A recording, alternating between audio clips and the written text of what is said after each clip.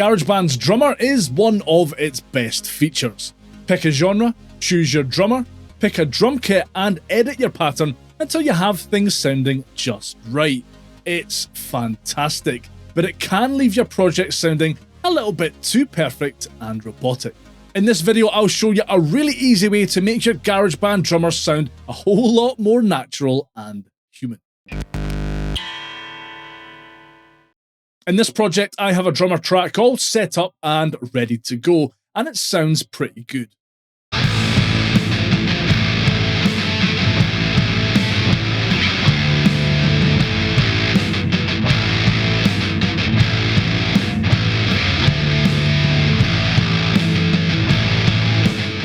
Now, it sounds absolutely fine, but it is a little stilted and stiff, and certainly anyone who's worked with GarageBand or Logic before will probably be able to tell that I've used a drummer track in my song.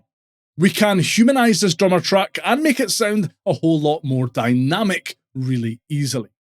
If I right-click on any of my track's track headers, I get this menu. If I then select Configure Track Headers, this menu pops up. From here, I can edit the controls that will show up on the track headers in this project. I can add track lock and record enable controls alongside the already present solo, mute, and monitor buttons. At the bottom of this menu, under Other View Options, I can also enable the groove track. With this on, if I hover my mouse cursor over the edge of any track header, this star icon pops up. By clicking on it, I'm assigning that track to be the groove track for this project. I can then choose other tracks in the project, which will have them automatically adjust to match the timing and feel of my groove track. So how does this help GarageBand's Drummer sound more natural? Well, if I select this guitar track to be my groove track, and then click on the checkbox in my drummer track's track header to have it follow the timing of the groove track, it sounds a whole lot more natural.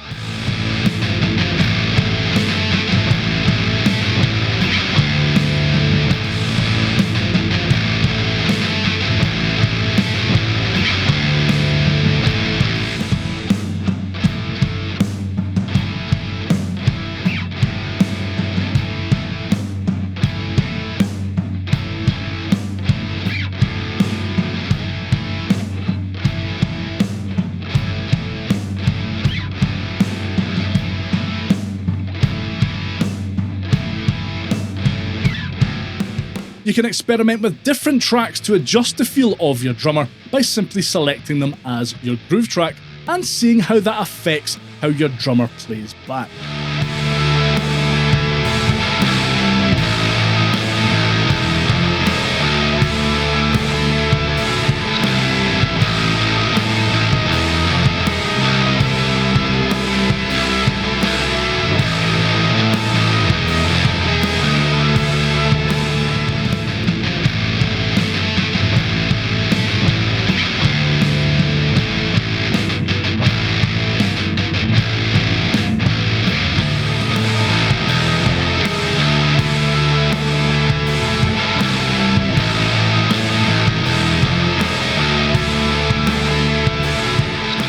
This definitely works best in projects where you've recorded real instruments like guitars or basses. You may actually prefer your drum beat to be a bit more clinical and robotic in EDM or hip-hop flavoured projects, for example. Let me know if you've used GarageBand's Groove Track down in the comments, and if you found this video helpful, give that like button a good hard slap on the way past. I really appreciate it, and it helps more people see this video. And if you want to make music faster by supercharging your GarageBand workflow, watch this next.